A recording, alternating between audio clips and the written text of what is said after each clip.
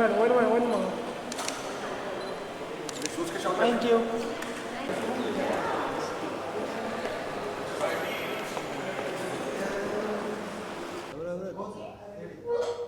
तो आज के एक्सपीरियंस के बारे में जानना चाहेंगे, किस तरह का इंटरेक्शन रहा आपका स्टूडेंट्स के साथ और क्या कुछ शेयर किया? पहली बात तो मैं बहुत खुश नसीब समझता हूँ अपने आप को, बिकॉज आई वॉज हमारे जो मॉडरेटर थे was legend Subhash ji was, I mean it was the way he got me into this, जिस तरह से उन्होंने मुझे म्यूज़िक के एक माहौल में उन्होंने मुझे ले गए, कि कॉम्पोजिशंस किस तरह से गाने बने थे, किस तरह से कुछ गाने जैसे चक दे है, आजा नचले के गाने हैं, कुर्बान के गाने, वो किस उसकी प्रोसेस क्या थी, तो उन्होंने उस तरह से मुझे वहाँ पे उस दुनिया में ले गए कि आई felt like my conversation, it didn't feel like a workshop. मुझे ऐसा लगा कि मैं अपनी अपने वो थॉट्स और अपने जो फीलिंग्स थे उसको मैं फिर एक बार बयां कर रहा हूँ, और सुभाष जी से ही बात कर रहा हूँ, बट ऑफ कोर्स उनके ज़रिए I was talking to the kids, बच्चों के साथ kids. It was really, I mean it was very great, very nice for me, because I felt like I touched upon certain moments जो बहुत ही मेरे लिए बहुत ही अहमियत रखते हैं मेरे करियर में।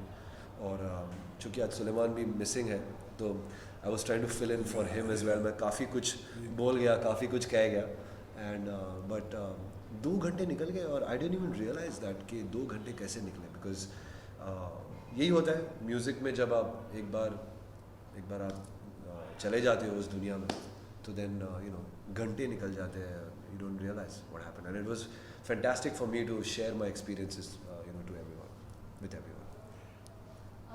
ये भी जानना चाहेंगे आपसे कि आजकल जो म्यूजिक है, जी। क्योंकि ये नेक्स्ट जनरेशन है आपके बाद, जी। तो क्या कुछ एक्सपेक्ट करते हैं आप?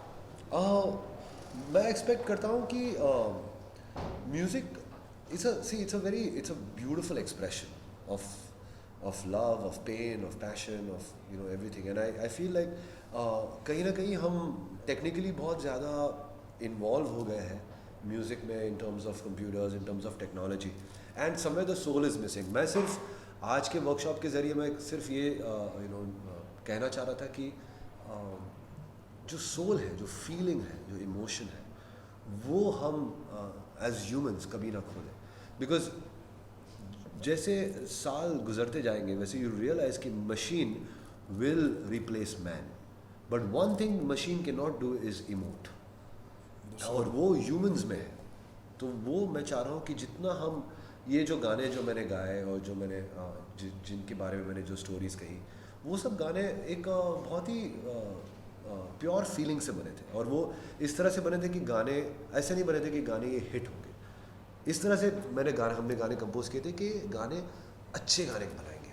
कभी ये नहीं सोचा था कि गाने बनाते वक्त ये गाना हिट होना चाहिए यार, ये दिमाग से नहीं सोचा था। गाना जो बनाया था वो दिल से बनाया था, and that I feel in today's generation, if we can enforce that and we can push that how to bring in technology but with soul, with emotions, with your heart, that is something I felt like pushing it, and kahin na kahin I think I tried to, and I put across that message very successfully. Sir, आज के generation में हर कोई सीखता है, हर कोई पढ़ता है, जी। लेकिन जो सक्सेस वाली बात है वो हर किसी के मुकाम में नहीं आ पाती, कोई गिने चुने लोग ही सक्सेस पाते हैं। इसके पीछे मुझे जी, सक्सेस देखिए, सक्सेस मैंने देखा है कि हर कोई टैलेंटेड बंदा सक्सेसफुल नहीं होता है, एक्चुअली मोस्टली नहीं होता। बहुत कम टैलेंटेड लोग होते जो सक्सेसफुल, जो सक्सेस जो उनको मिलती है। ऐसे कई टैलेंटेड लोग हैं, और ये खासकर ये मैसेज मैं उनको देना चाहता हूँ कि it's never about being successful, it's always about the process and to try to achieve excellence.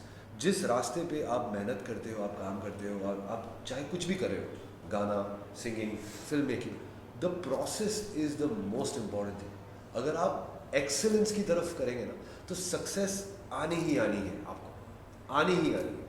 लेकिन अगर आप सक्सेस की तरफ जाओगे ना, तो it's a hit and miss, वो होगा नहीं होगा उसका कोई भरोसा नहीं। लेकिन अगर आप काम अच्छा करोगे ना, दिल से करोगे, और अपनी पूरी जी और जान से और पैशनेटली करोगे, रूह ले आओगे उस काम में, तो definitely you will find success.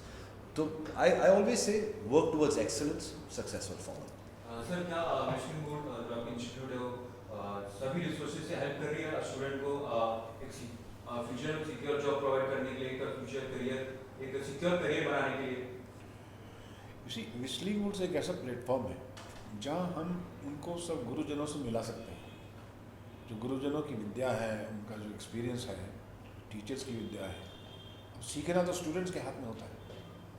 तो स्टूडेंट्स को हम एटमॉस्फेयर देते हैं, उसको हम प्रेरणा देते हैं, उसको इनकरेज करते हैं, और जितनी भी फैसिलिटीज़ हो सकती हैं, आर्टिस्टिकली हो या टेक्निकली हो, जैसे मैंने कहा सोलफुल हो, वो सब हम प्रोवाइड करते हैं। और हमें खुशी होती है कि जब इस तरह के सलीम सुलेमान और सलीम ढाई जैसे लोग आते हैं, because he connect so much with youth that today whatever the workshop happened, you could have seen it, that they were connecting with him so much that they were enjoying his each and every line, because he is a guy who is present and who also knows about the past, who knows classical music, who knows classical western, who knows today's songs, tomorrow's song. That is why he talked about the music today and tomorrow. और जो connection है इनका इतना खूबसूरत रहा।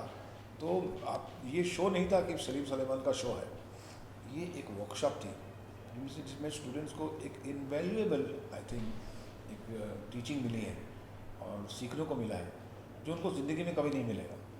और ये सब क्रेडिट जाता है हमारी इंडस्ट्री के दोस्तों को, ऐसे जो गुनीजन है, ऐसे जो आर्टिस्ट हैं वो हमारे यहाँ आते हैं।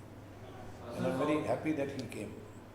सर सॉन्ग के बारे में जानना चाहिए, मतलब जो पिछले पहले सॉन्ग्स जो हुआ करते थे काफ़ी ड्रामेटिक हुआ, काफ़ी टची हुआ करते, लेकिन आज के जो सॉन्ग्स की बात करें तो बहुत सारे सॉन्ग्स हैं, बहुत सारे अच्छे आर्टिस्ट हैं, लेकिन फिर भी वो जो आशा जी के माता आशा जी, लता मंगेशकर के टाइम जो सॉन्ग्स थे उतने उस कंपेरेबल नहीं हो पा रहे। देखिए मैं आपको एक चीज़ समझाता हूँ, वो कितने साल पहले की बात कर रहे हैं आप? 40 साल। हाँ, अब आज के जो गाने हैं वो आपको क्या पता कि वो 10-15 साल के बाद चलेंगे या ना चलेंगे।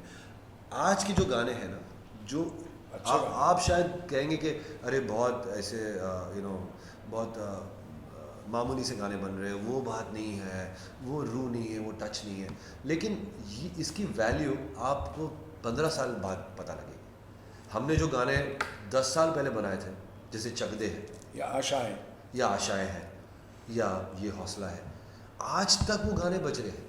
तो आज उसकी तारीफ हो रही है, आज उसकी वो हो रही है कि हमारे जो आज के गाने हैं वो शायद लोगों को नहीं, वो लोग नहीं जानते, बट 5 साल बाद 7 साल बाद उसकी तारीफ होगी, उसकी अहमियत पता लगेगी लोगों को। तो ये हमेशा होता है। जब 1980s में 1960s की बात चल रही थी, 2000 में 1980s की बात चल रही है, बिल्कुल सही, 2016 में 2000 की तारीफ हो रही है। तो यही होता है, जो गाने अमर है, जो गाने टाइमलेस है, जो गाने बहुत ही उसमें दर्द है, उसमें रूह है, वो हमेशा चलेंगे।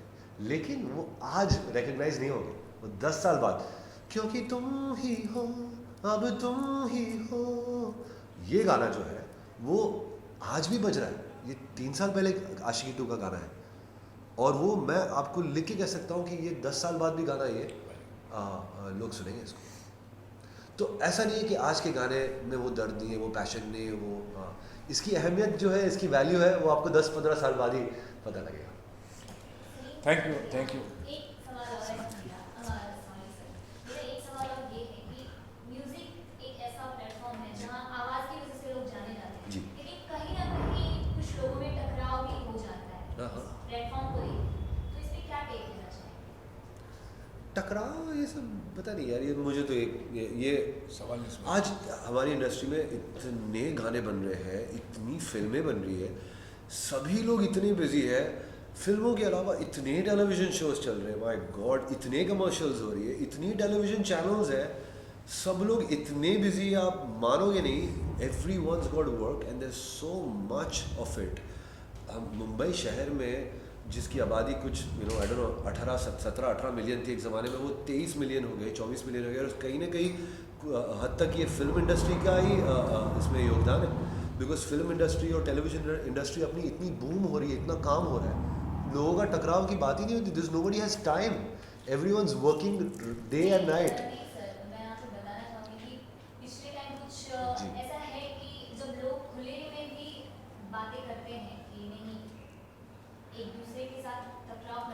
मिसाल के तौर पे। जब एक जैसे मैं खुली बात में तो नहीं कहना चाहूँगी, बोल दीजिए ना, अभी इतना आप कह रही हो तो मुझे तो पता ही नहीं है इसके बारे में। आप बोल दीजिए। रैपर सॉन्ग में जो लोग हैं वो जॉनर के जो रैप्स जो है, हाँ, तो रैप में क्या प्रॉब्लम, क्या है रैप में? वो एक अपना जॉनर है, उसमें क्या है? वो तो अभी कव्वाली है, रैप हाँ। है। आप इसमें मतलब सर आप क्या कहना चाहेंगे, जैसे होड़ सी लगी हुई है एक जॉनर में जो गाने गाए जा रहे हैं, लोग पसंद कर रहे हैं। क्या लगता है कि कोई किसी को रिप्लेस कर सकता है? रिप्लेस, अभी देखिए ये जो स्टाइल है ना, ये रैप का जो स्टाइल है वो it's a genre by itself. उसकी अपनी एक बुनियाद है, अपनी उसकी एक पहचान है। और जैसे हॉलीवुड में भी, अमेरिका में भी जो है, वहाँ पे पॉप रॉक गाने बनते हैं, वहाँ पे रैप सॉन्ग्स बनते हैं, वैसे यहाँ पे भी जो है rap it's giving the power to the people. कुछ लोग रैप पसंद करते हैं क्योंकि उसमें जो उसका एक एटीट्यूड है, जो रैपर एक अपने पेन, अपने स्ट्रगल से के थ्रू कुछ कहना चाहते हैं, अपने रैप के थ्रू वो अपने प्रॉब्लम्स के बारे में कहता है, अपने लाइफस्टाइल के बारे में कहता है, लोग उसको पसंद करते हैं। एक लड़की की ब्यूटी के बारे में कहते हैं कि तेरा ब्राउन रंग है, ये है, वो है, जो भी है। So that's a different style, it's a different element. हाँ, वो मैं ये सिर्फ कह सकता हूँ कि म्यूज़िक, टाइमलेस म्यूज़िक जो है वो हमेशा टाइमलेस रहेगा। क्लासिकल म्यूज़िक जैसे है, तब से चलते आ रहा है। I don't know 1700 1800 western classical music is like 1400 1500 15th century से चलते आ रहा है। आज भी क्लासिकल म्यूज़िक के कॉन्सर्ट्स उतनी ही पावर पैक जाते जितने तब होते थे, आज भी वो कायम है। उसी ज़माने में जो बड़े गुलाम अली, रविशंकर जी जो म्यूज़िक करके गए, आज भी सितार के कॉन्सर्ट्स, जो आर्टिस्ट है उस्ताद जाकिर हुसैन जी है, उनके आज भी उतने कॉन्सर्ट्स, उतने ही फुल, वो ही सच अ बिजी आर्टिस्ट। तो जो क्लासिकल म्यूज़िक है वो हमेशा कायम रहे। फिर rock, pop, again jazz music is something which will go on from then, it's still going on.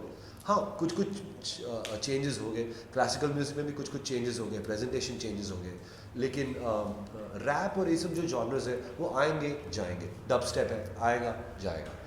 there's EDM, electronic music, आएगा जाएगा। It's time bound, it's not timeless.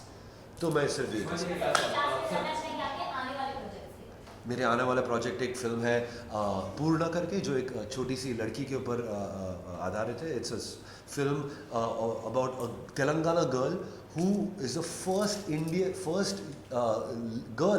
ever girl in the whole world to climb Mount Everest, and she's a 13-year-old girl from Telangana, and I'm working on it. Subhash ji, आपको नहीं लगता आपको एक नई film बनानी चाहिए जहाँ आपके सभी पिछले मुल्क के स्टूडेंट को अपॉर्चुनिटी मिले टू शो दैट टैलेंट? मैं आजकल इसी बात पे काम कर रहा हूँ। अच्छा आइडिया दिया।